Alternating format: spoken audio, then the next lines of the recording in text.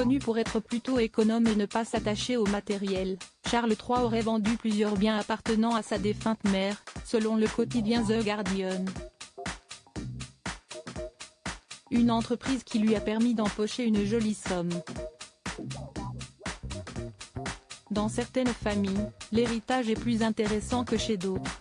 Chez la famille royale britannique, par exemple, la liste des biens est longue comme le bras.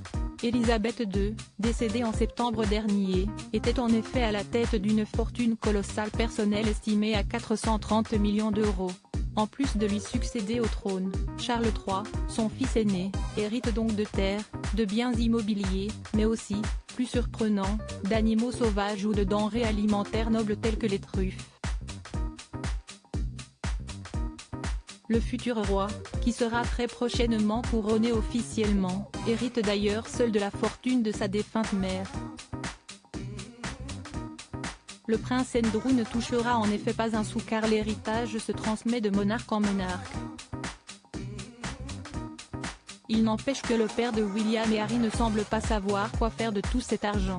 Connu pour être économe et limiter tout ce qui est matériel, le fils aîné d'Élisabeth II a déjà entrepris de vendre quelques biens dont il a hérité. En octobre dernier, il aurait ainsi vendu aux enchères pas moins de 14 chevaux ayant appartenu à sa mère. La reine était en effet connue pour sa passion des courses hippiques et les nombreux équidés qu'elle possédait.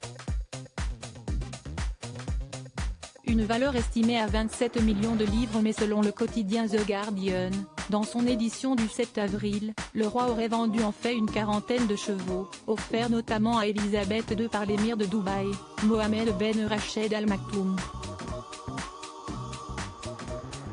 Leur valeur est estimée à 27 millions de livres et Charles III en aurait retiré seulement 2 millions de livres.